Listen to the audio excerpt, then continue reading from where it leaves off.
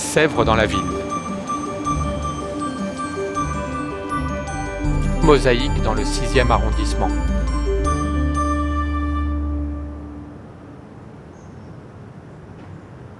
Je suis Émilie Noussard, je suis historienne de l'architecture et doctorante à l'université, à Sorbonne Université justement. Et j'étudie dans ma thèse l'architecture du 19e et du 20e siècle et plutôt les édifices utilitaires.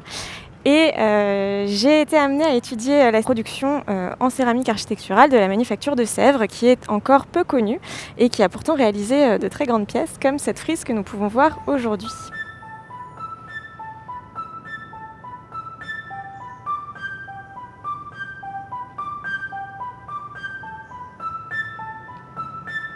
Nous nous trouvons rue Michelet, au croisement avec l'avenue de l'Observatoire, devant ce bâtiment très atypique qui est donc l'Institut d'art et d'archéologie,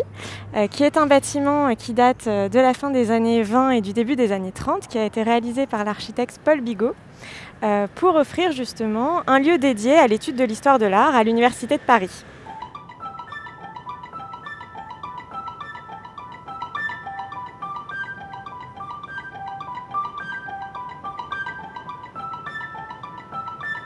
Donc dans ce quartier très universitaire, on a cet édifice qui est très détonnant, qui tranche véritablement avec cette architecture un petit peu haussmannienne en pierre de taille, puisqu'on a ici un édifice qui est plus élevé que les bâtiments environnants et qui est surtout en brique rouge, de la brique de Gournay, qui vient donner justement cet aspect très particulier et qui vient créer un véritable signal urbain dans cette rue Michelet. Cette frise monumentale, elle vient courir le long des 3 façades du bâtiment, donc le long de la rue Michelet, de l'avenue de l'Observatoire et de la rue des Chartreux. Et elle fait ainsi plus de 100 mètres de long, donc on est vraiment dans une œuvre d'art monumentale. Vous voyez, la frise se situe un petit peu à hauteur d'homme, puisqu'elle se situe juste au-dessus de nos têtes, ce qui permet justement d'avoir une vision assez parfaite de ces bas-reliefs que vous pouvez voir ici. Donc il y en a certains qui reviennent plusieurs fois, c'est le cas de cette guirlande à bucrane que nous retrouvons à chaque croisement de la façade. Donc vous voyez ces guirlandes avec des fruits, des fleurs, des épis de biais qui évoquent l'abondance, et ces crânes de buffles qui viennent justement orner.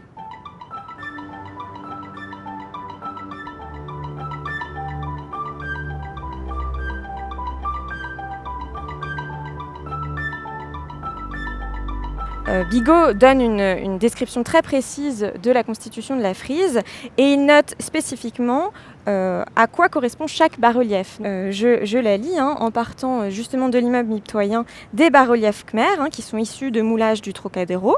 des bas-reliefs égyptiens qui se trouvent, dont les moulages se trouvent à l'école des Beaux-Arts, des bas-reliefs assyriens qui se trouvent au Louvre,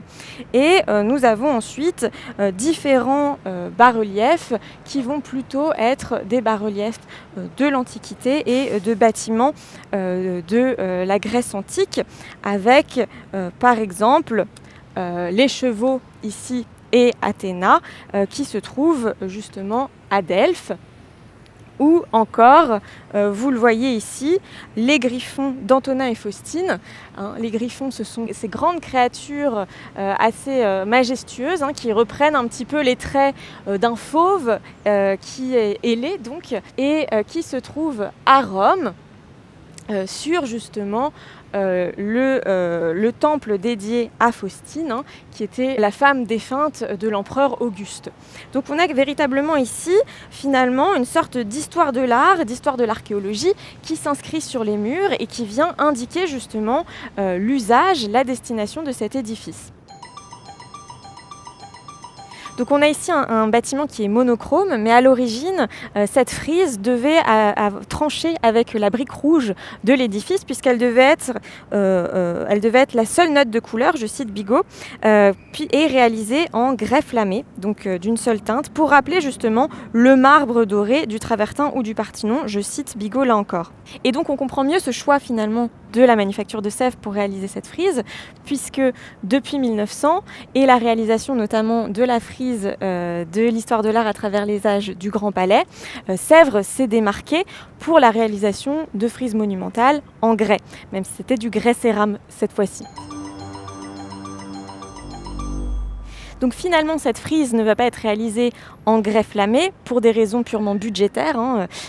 puisque le coût était annoncé comme trop onéreux, et va être réalisée en simple terre cuite, ce qui crée cet aspect très monochrome de la façade.